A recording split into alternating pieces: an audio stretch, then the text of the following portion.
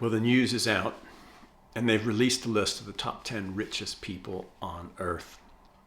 Once again, I am not on that list. But I tell you who is. The new number one, is Elon Musk, who's the founder of Tesla and SpaceX and a number of other companies. And they estimate his net worth at $197 billion. Now, Elon is the new number one. Jeff Bezos, the founder of Amazon, was number one last year, but his wealth has dropped to $187 billion, followed by Bill Gates, who's the founder of Microsoft, at $132 billion. And just making the top 10 was our friend Mark Zuckerberg, who's the founder of Facebook, at $90 billion. Now, that is a staggering amount of money. Any one of those figures is more than the gross domestic product of some nations. It really is astonishing that any one individual could be worth that much money. Now, sometimes these guys are criticized for being greedy or selfish, but it's hard to argue that they haven't contributed something of value to the way that we live. In fact, they've changed the way that we live. Imagine communicating with your friends without the help of Facebook and social media. Imagine trying to use a computer without what Microsoft has done to change that industry. Or imagine trying to buy something online during the pandemic without Amazon. Or imagine trying to get to Mars without what Elon Musk is doing with SpaceX. They truly have contributed something of value to our lifestyle, and we have richly rewarded them. But they're not the only ones who've been rewarded. Think about our celebrities, our entertainers, and our sports figures. How much do they make?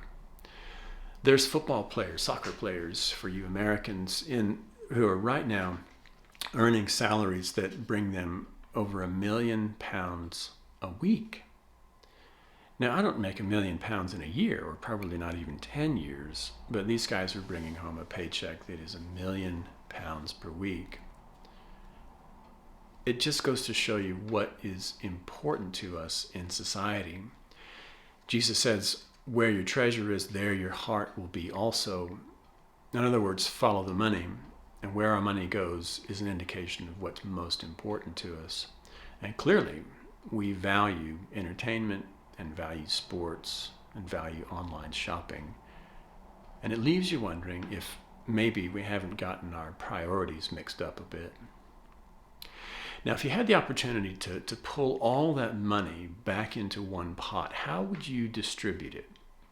How would you give it to people who are contributing something that's arguably of greater worth and value to our community? Imagine if you were in an intensive care ward on a ventilator being treated for COVID-19. How much would you pay the nurse who was taking care of you?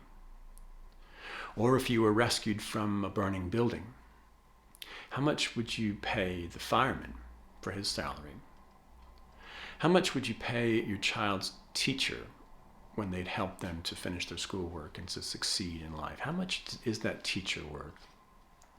Or how much would you pay the grocery store clerks during the pandemic who've kept the store shelves stocked? How much are they really worth? And what are they doing that's contributing genuine and lasting value to the way that we live? We live in an age that values money, and you know that as well as I do. And we tend to measure our net worth by the amount of money that we have in the bank, or the amount of money that we're bringing home week to week. And I bet that most of you, as I am, are not bringing home £1 million a week. And when we're not doing that, and when we compare ourselves to those who are bringing home that kind of money, it can easily make us start to feel a little bit less worthy than they are. But the good news is that God has a different value system. God doesn't look at our bank account. God doesn't look at the amount of money that we're making. God has a different way of placing value on things. And so I want to ask you a couple of questions to think about.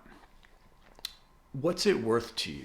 How much would you pay to hear someone say, I love you? And not just once, but over the decades. and long past the time where you felt lovely or lovable? What would you pay to hear that? Or what would you pay, for example, to hear someone say, all of your past mistakes are forgiven and forgotten? What kind of value would you place on that? Or to hear the words that I will be with you always, that you can always count on me forever. What would that be worth? Or to hear someone say, I have great plans for you, plans to make you prosperous, plans to give you a rich future. Or what would you say if someone to say, well, I will provide for all your needs out of the abundance of my riches? How much would those kind of words be worth paying for? Well, of course, you know, friends, that these words are for free. You don't have to go to Amazon to buy them. You don't have to look them up on the internet, or you don't get them from Facebook or anywhere else. They come to you for free. They're your words because God has given them to you as a gift. They're a gift to you and they're free. God has a way of placing value on us and declaring you and me precious and honored and even holy. And whether you're making £1 million a week or 0, those words are still yours. And that makes you the richest person on earth. Amen.